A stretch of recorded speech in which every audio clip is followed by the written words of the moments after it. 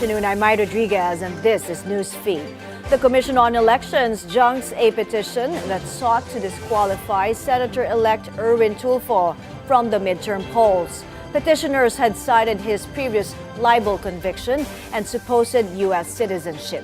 But the Comelec ruled the citizenship question was not adequately proven and that Tulfo had served the sentence for libel over 5 years ago.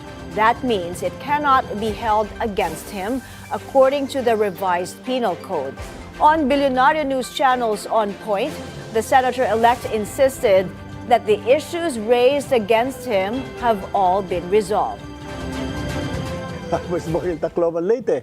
They can go to PSA. I'll give them even a written authority to get documents that I'm a natural-born Filipino. The Makati Business Club hopes President Bongbong Marcos will retain his economic team. This after the president ordered the courtesy resignations of all cabinet secretaries amid a performance review. On Billionaire News Channel's Business 360, MBC Executive Director Apa Ongpin lauded the current economic cluster for engaging in discussions with stakeholders. He said this is crucial to effectively push for reforms in the business sector. One of the advantages we have is with this administration and their political style, as I said, is that they engage and they listen. And let's use that. Ongpin also pointed out that those who are on the economic team are individually qualified to be there. They're not political appointees. They've been appointed on merit. These are guys who know what they're doing. They're pros, right? They're people that we would have endorsed for the position. Let's engage. Let's work together. Let's get these things done.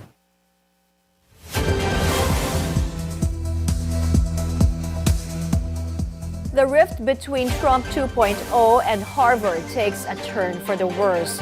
Homeland Security has terminated the elite university student and exchange visitor program certification. This means Harvard can no longer enroll international students, and existing foreign students must transfer or lose their legal status. Harvard calls the move unlawful, but one analyst doesn't think so. So I don't believe it's illegal. Foreign student visas are a privilege, not an entitlement. In particular, students cannot enter the United States if they provide support for designated terrorist organizations. They wouldn't be allowed to enter the United States. The Trump administration wants to remove students who've provided support to designated terrorist organizations like Hamas, and they want to be able to know which students have done that. So they want access to disciplinary records and to videos of protests. The Trump administration has targeted Harvard for rejecting its demand to change its policies to help fight anti-Semitism on campus. Still in the U.S. as the suspect in Wednesday's shooting outside a Jewish museum in Washington, D.C. has been charged with 2 counts of first-degree murder.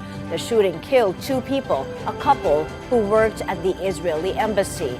The suspected gunman, 30-year-old Elias Rodriguez, allegedly opened fire at a group outside the Capitol Jewish Museum. He was arrested at the scene and was seen in videos shouting "Free Palestine."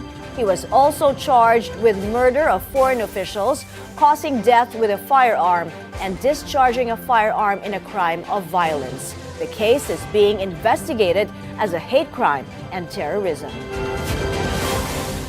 On to the sex trafficking trial of Sean Diddy Combs as rapper Kid Cudi becomes the latest celebrity to testify for the prosecution. Cudi told a Manhattan federal court Combs broke into his home in 2011 after learning he was dating the hip-hop mogul's Fil-Am girlfriend, Cassie Ventura.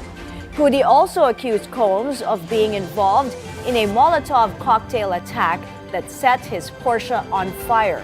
The prosecution is establishing Combs' violent acts during a 2-decade scheme coercing women in drug-fueled sex parties and controlling their lives.